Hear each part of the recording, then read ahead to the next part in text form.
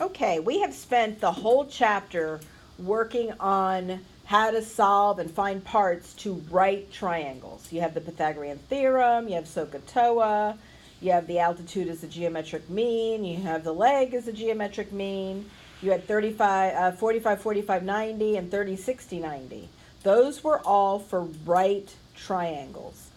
The two things we're learning next is for non-right triangles. What does that mean? Non-right triangles.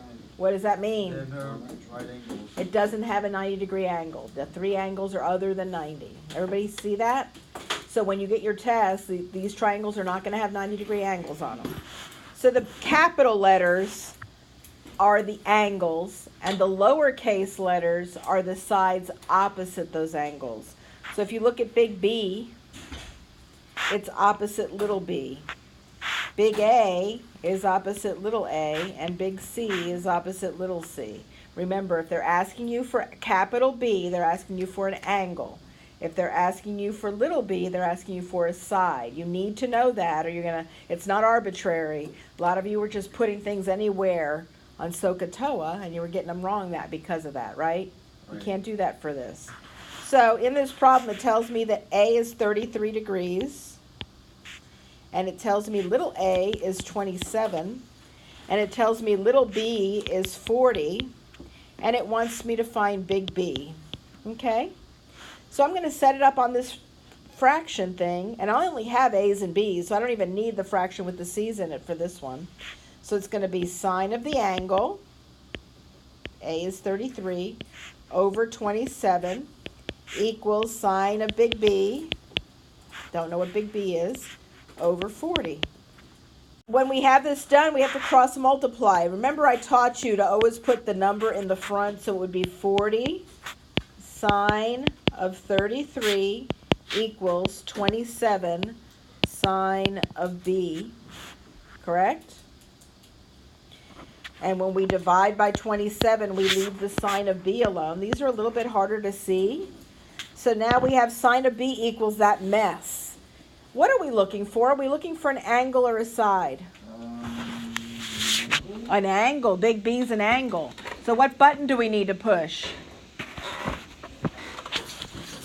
Second sine. So everybody hit second sine of that left side. Make sure you put everything where it needs to go.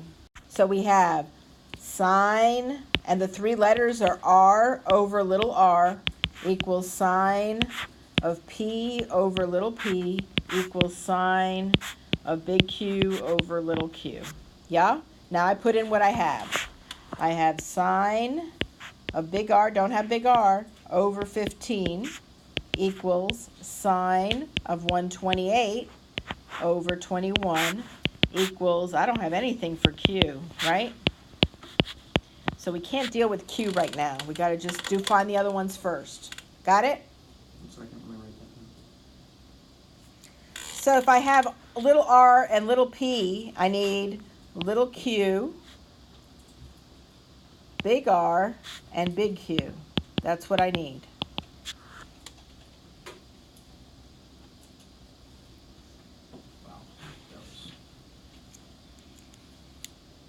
Tell me when you're ready.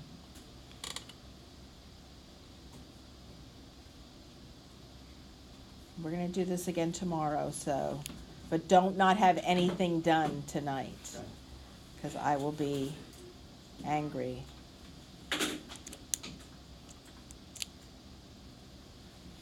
I'll do that my calculator. Hold on. Now, which fraction has all the information in it? P. The P fraction. You see it? It has the 128 and the 21. You have to use him. Okay? And which fraction has one of the two things in it? R. The R. So we're going to do these first. We're going to cross multiply. We have 21 sine of R equals 15 sine of 128. And what do I have to divide by to leave the sine of R alone? Who's with the sine of R? 21. Divide by 21. And are we looking for an angle or a side? We're looking for a side. We're looking for an angle. Big R is an angle. So you have to put this in your calculator and then hit second sign of that mess. Put that fraction in exactly how you see it, and then hit second sign of that mess. 05? Wait, I'm behind. So big R is 34.05. If we know big P and big R, can we find big Q? Yeah. What do? What do they have to add up to? What 34. what do angles have to add up to? 180. 180. So take 180 minus 128 minus 34.05. So all we do now is we find little q by using the full fraction again. Sine of 128 over 21 equals sine of 17.95 over q.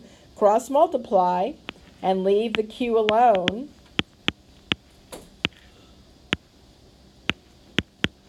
And here you don't have to use the second button because you're not looking for an angle. So type in the top Is that a Q or 8? I can't tell. Q